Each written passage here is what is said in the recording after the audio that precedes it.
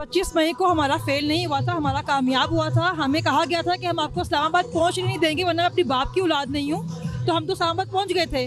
वो तो खान साहब ने ही बाद में उसको ख़त्म किया था, वरना इस्लामाबाद हम पहुँच गए थे। इस बार भी इंशाल्लाह जहाँ पे खान साहब बुलाएंगे वहाँ पे हम पहुँचेंगे। कोई भी रोक नहीं सकता, क्योंकि हमारा मुल्क है, हम जहाँ मर्जी जाएँ।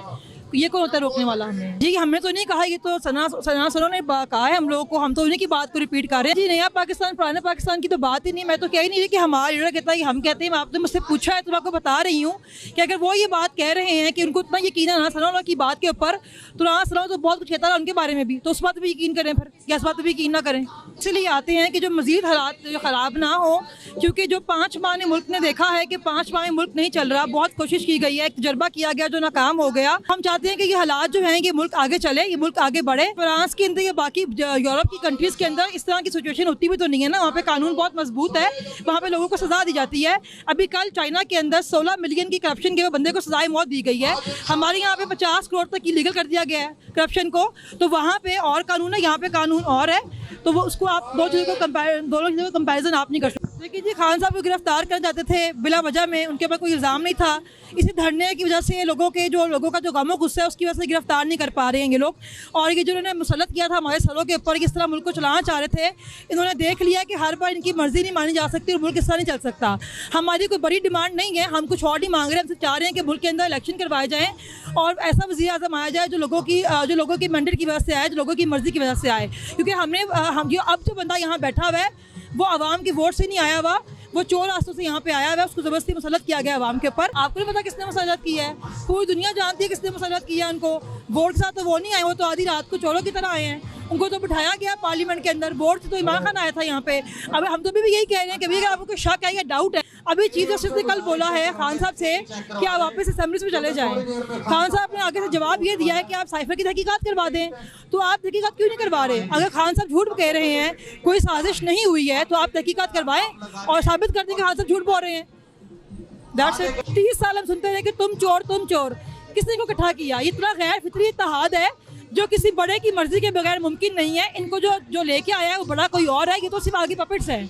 70 साल से गलतियां हो रही हैं, उनको हमेशा आवाम जो है वो माफ़ कर देती है, मगर इस बार आवाम उनको माफ़ करने को तैयार नहीं है। उनको जो गम गुस्सा आता है वो उठा के लोगों का सॉफ्टवेयर अपडेट करते हैं।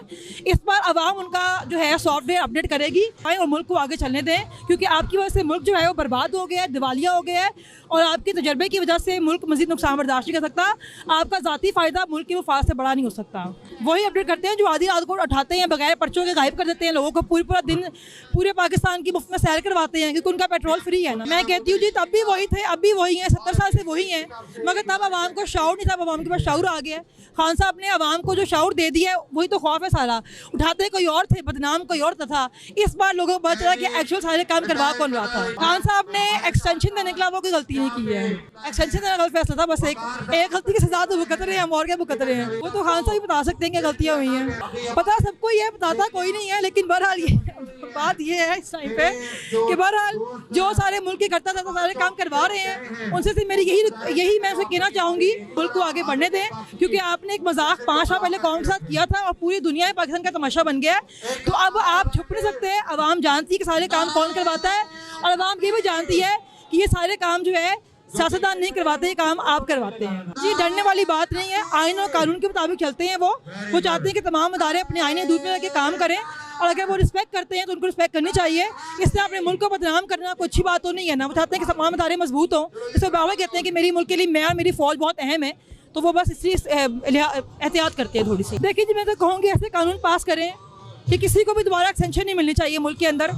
सारे दारों को अपने आईने दूध पीने के काम करना चाहिए, इंटरफेयर नहीं करना चाहिए। और जो कहते हैं कि हम न्यूट्रल्स हैं, उनको वाकई न्यूट्रल्स बनाना भी चाहिए, ताकि वो इंटरफेयर ना करें, मुल्क को चलने दें। क्योंकि हर बार एक तजर्बा करते हैं, मुल्क बर्बाद हो जाता है। और इसके अलावा ये कि जिन लोगों ने जो करप्शन की है उनको सजाएं मिलनी चाहिए, कोई NRO नहीं मिलना चाहिए। और जो देते हैं NRO उनको सजा मिलनी चाहिए। खान साहब तो मेरिट पे आए थे, अभी देख लेना, अभी निकाला खान साहब को तो मेरिट भी थे ना, तो पूरी आवाम साथ खड़ी हुई है। तब से आवाम हर जलसे में आ रही है, धूप बारिश में आ रही है। रमज़ान के महीने में लोग आते रहे हैं बाहर। और जब नवाज शरीफ को निकाला था तो 2 दिन रोने के बाद उसको किसी ने मुंह नहीं लगाया था वहाँ पर, तो वो था लाए हुए बंदे, और ये अवाम के वोटों से आया था, दोबारा भी अवाम के वोटों के साथ ही आएगा।